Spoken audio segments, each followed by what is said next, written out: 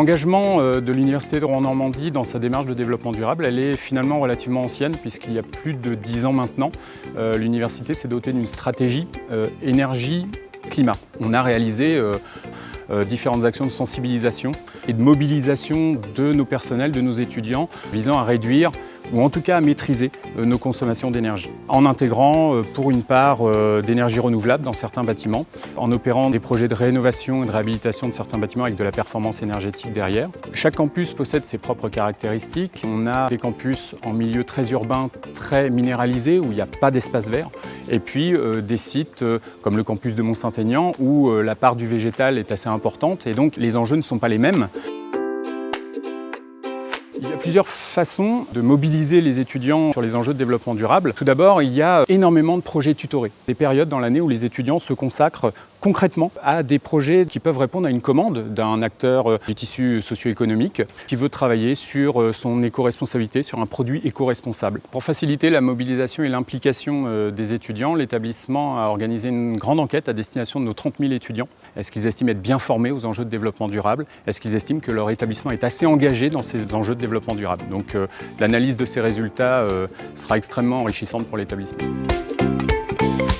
Aujourd'hui, l'Université de Rouen-Normandie obtient ce label DDRS, Développement durable, responsabilité sociétale. Alors évidemment, pour l'établissement, ce n'est pas une fin en soi, c'est un point d'étape qui va dessiner l'avenir. C'est-à-dire qu'aujourd'hui, on a le label, il est délivré pour 4 ans. Donc on a 4 ans pour s'engager à nouveau, consolider notre démarche d'amélioration continue et continuer à faire des actions qui vont faire de notre établissement un établissement leader en matière de prise en compte des enjeux de développement durable et de responsabilité sociétale.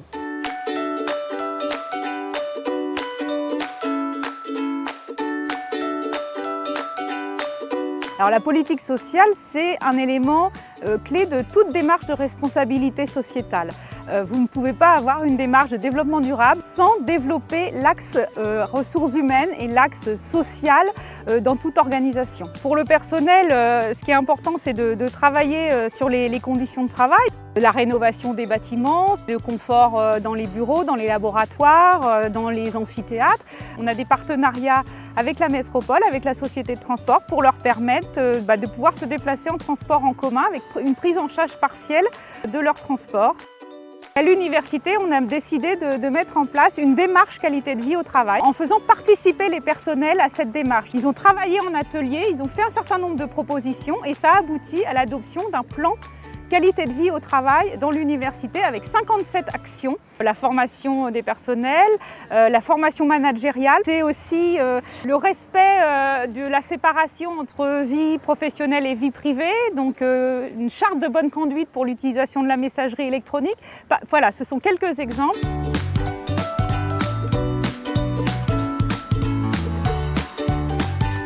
Pour les étudiants, il s'agit là aussi de travailler sur leur cadre de vie, mais c'est aussi s'occuper du social. Parce qu'on a beaucoup d'étudiants qui sont en situation de précarité importante.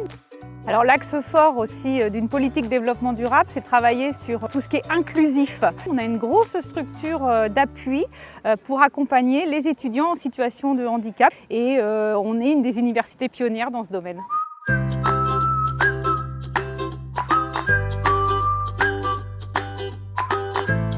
C'est clair qu'une université sur tout ce qui est RSDD ne peut pas travailler seule. Alors ça fait longtemps qu'on travaille, notamment je citerai le plan de déplacement avec la métropole, d'éducation, développement durable avec la région, et puis bien évidemment tout ce qui est aussi récemment le GIEC de la métropole de Rouen-Normandie et le GIEC normand sur l'étude du climat sur ces 2 territoires. Il y a un ensemble de scientifiques, dont bien évidemment des scientifiques de l'université qui sont partie prenante, et ce sont des scientifiques de l'université également qui sont présidents du GIEC de la métropole et coprésidents du GIEC normand.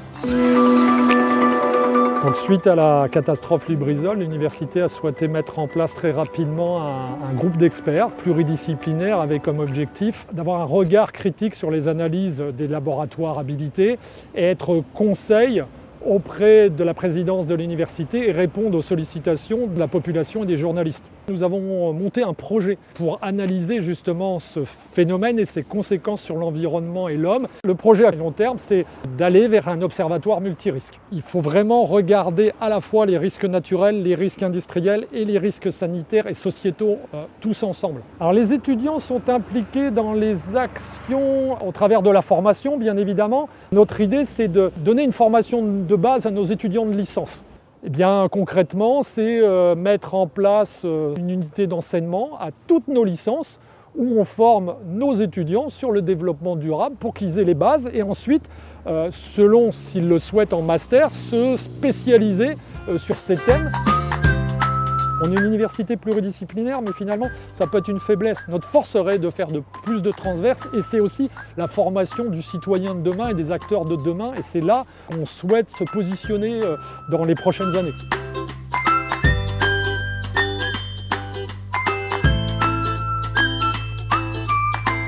La responsabilité sociétale pour une université telle que celle de l'Université de Rouen-Normandie, c'est de jouer pleinement son rôle d'ascenseur. C'est-à-dire aujourd'hui d'être là pour l'ensemble de la population en leur apportant tous les éléments d'accompagnement qui sont nécessaires et pas simplement de former une quelconque élite. Le développement durable et les enjeux que nous connaissons et les défis que nous avons à résoudre sont tels qu'aujourd'hui on est face à une forme de sablier. Cette transition fait que demain les métiers pour lesquels nous devons préparer nos étudiants ne seront pas les métiers d'aujourd'hui. Il faut qu'on transcende un peu nos formations disciplinaires, qu'on revoie quelles seront les compétences utiles demain. Et c'est ça le véritable enjeu sur les formations. L'université doit être aussi là, dans cette démarche, un lieu démonstrateur. C'est-à-dire qu'à la fois pour nos personnels, la notion de qualité de vie au travail, la notion d'environnement, ce campus qu'on a assez largement rénové, doit démontrer qu'on peut faire du durable et que chacune de nos actions soit regardée à l'aune de ces problématiques et un peu des objectifs que l'ONU nous a assignés dans ces objectifs de développement durable. Que fait-on demain pour préparer l'avenir ? Et l'avenir, il ne va pas se préparer à l'aune de 2049 pour 2050, il se prépare dès maintenant. Donc c'est tout ce processus aujourd'hui sur lequel nous devons, dans nos formations, dans nos missions que sont aussi nos activités de recherche, prendre cette problématique en compte.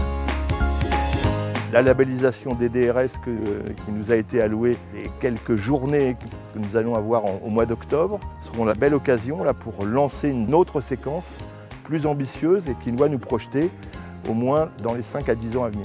On est sur un territoire qui est l'axe Seine, fortement industriel et qui aujourd'hui commence à mesurer que là aussi les conséquences sur la biodiversité, sur l'environnement ont des impacts. Donc on a une assez grande légitimité, me semble-t-il, pour appréhender ces problématiques compte tenu de ce que nous représentons et nous formons une bonne partie des cadres de demain.